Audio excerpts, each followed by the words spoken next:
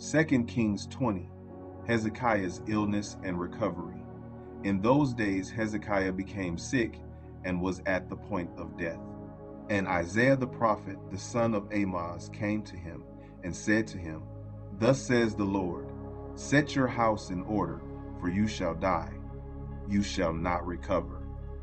Then Hezekiah turned his face to the wall and prayed to the Lord, saying, Now, O Lord, please remember how I have walked before you in faithfulness and with a whole heart, and have done what is good in your sight. And Hezekiah wept bitterly.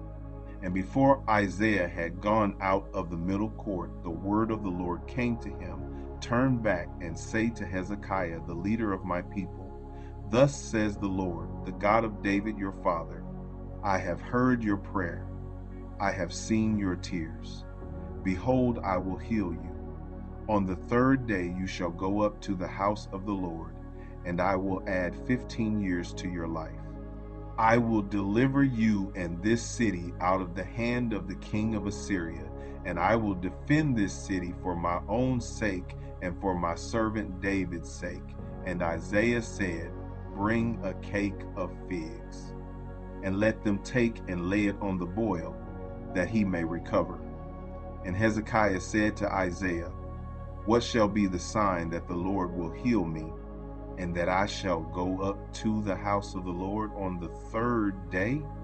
And Isaiah said, This shall be the sign to you from the Lord, that the Lord will do the thing that he has promised. Shall the shadow go forward 10 steps, or go back 10 steps? And Hezekiah answered, It is an easy thing for the shadow to lengthen 10 steps. Rather, let the shadow go back 10 steps. And Isaiah the prophet called to the Lord, and he brought the shadow back 10 steps, by which it had gone down on the steps of Ahaz. Hezekiah and the Babylonian envoys. At that time, Merodach-Baladan, the son of Baladan, king of Babylon, sent envoys with letters and a present to Hezekiah, for he heard that Hezekiah had been sick. And Hezekiah welcomed them, and he showed them all his treasure house, the silver, the gold, the spices, the precious oil, his armory, all that was found in his storehouses. There was nothing in his house or in all his realm that Hezekiah did not show them. Then Isaiah the prophet came to King Hezekiah and said to him, What did these men say, and from where did they come to you? And Hezekiah said, They have come from a far country, from Babylon. He said, What have they seen in your house? And Hezekiah answered, They have seen all that is in my house. There is nothing in my storehouses that I did not show them. Then Isaiah said to Hezekiah, Hear the word of the Lord. Behold, the days are coming, when all that is in your house, and that which your fathers have stored up till this day, shall be carried to Babylon. Nothing shall be left, says the Lord.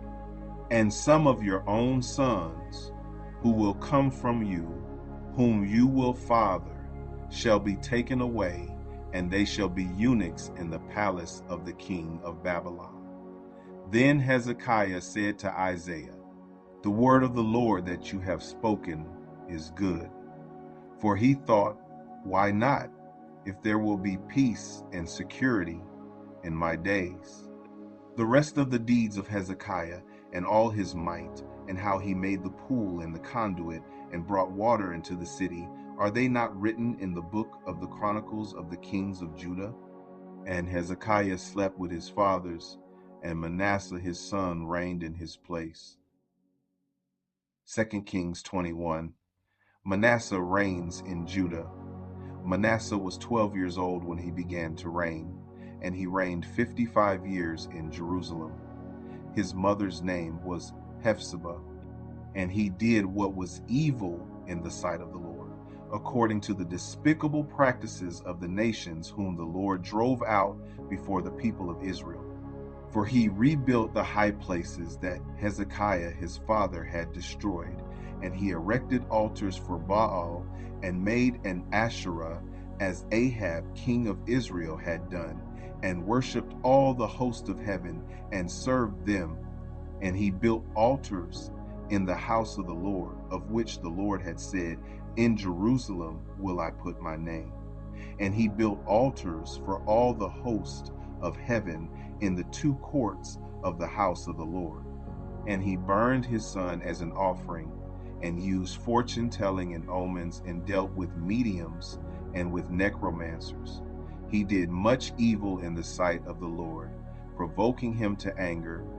And the carved image of Asherah that he had made, he set in the house of which the Lord said to David and to Solomon his son, in this house and in Jerusalem, which I have chosen out of all the tribes of Israel, I will put my name forever. And I will not cause the feet of Israel to wander any more out of the land that I gave to their fathers, if only they will be careful to do according to all that I have commanded them, and according to all the law that my servant Moses commanded them. But they did not listen, and Manasseh led them astray to do more evil than the nations had done, whom the Lord destroyed before the people of Israel. Manasseh's idolatry denounced.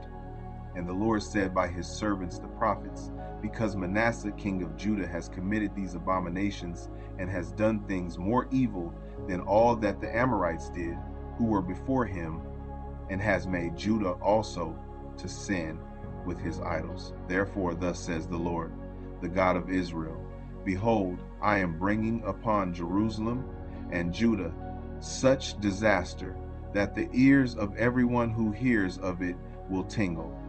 And I will stretch over Jerusalem the measuring line of Samaria, and the plumb line of the house of Ahab, and I will wipe Jerusalem as one wipes a dish, wiping it and turning it upside down.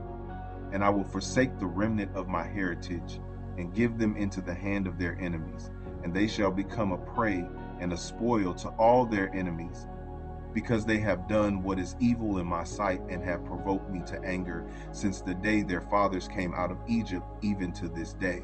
Moreover, Manasseh shed very much innocent blood, till he had filled Jerusalem from one end to another, besides the sin that he made Judah to sin, so that they did what was evil in the sight of the Lord. Now the rest of the acts of Manasseh, and all that he did, and the sin that he committed, are they not written in the book of the Chronicles of the kings of Judah? And Manasseh slept with his fathers, and was buried in the garden of his house, in the garden of Uzzah, and Amon his son reigned in his place. Amon reigns in Judah. Amon was 22 years old when he began to reign, and he reigned 2 years in Jerusalem. His mother's name was Meshullemeth, the daughter of Haruz of Joppa. And he did what was evil in the sight of the Lord, as Manasseh his father had done. He walked in all the way in which his father walked, and served the idols that his father served, and worshipped them. He abandoned the Lord, the God of his fathers, and did not walk in the way of the Lord. And the servants of Amon conspired against him, and put the king to death in his house. But the people of the land struck down all those who had conspired against King Amon, and the people of the land made Josiah his son king in his place. Now the rest of the acts of Amon that he did, are they not written in the book of the Chronicles of the kings of Judah? And he was buried in his tomb in the garden of Uzzah, and Josiah his son reigned in his place. 2 Kings 22. Josiah reigns in Judah. Josiah was 8 years old when he began to reign, and he reigned 31 years in Jerusalem. His mother's name was Jedidah, the daughter of Adiah of Bozkath. And he did what was right in the eyes of the Lord, and walked in all the way of David his father, and he did not turn aside to the right or to the left. Josiah repairs the temple. In the 18th year of King Josiah, the king sent Shaphan the son of Azaliah, son of Meshullam the secretary, to the house of the Lord, saying, Go up to Hilkiah the high priest, that he may count the money that has been brought into the house of the Lord, which the keepers of the threshold have collected from the people. and let it be given into the hand of the workmen who have the oversight of the house of the Lord, and let them give it to the workmen who are at the house of the Lord, repairing the house, that is, to the carpenters, and to the builders, and to the masons, and let them use it for buying timber and quarried stone to repair the house. But no accounting shall be asked from them for the money that is delivered into their hand, for they deal honestly. Hilkiah finds the book of the law. And Hilkiah the high priest said to Shaphan the secretary, I have found the book of the law in the house of the Lord. And Hilkiah gave the book to Shaphan, and he read it.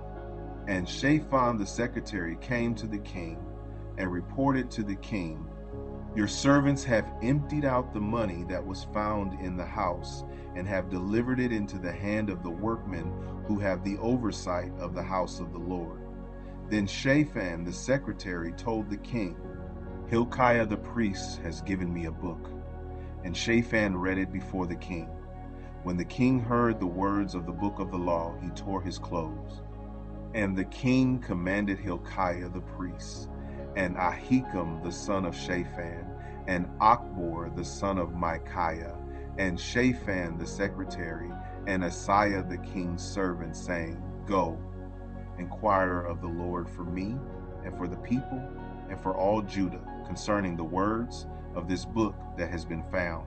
For great is the wrath of the Lord that is kindled against us, because our fathers have not obeyed the words of this book, to do according to all that is written concerning us. So Hilkiah the priest, and Ahikam, and Achbor, and Shaphan, and Asaiah went to Huldah the prophetess, the wife of Shallum the son of Tikvah, son of Harhas, keeper of the wardrobe. Now she lived in Jerusalem in the second quarter, and they talked with her. And she said to them, Thus says the Lord, the God of Israel, Tell the man who sent you to me, Thus says the Lord, Behold, I will bring disaster upon this place and upon its inhabitants.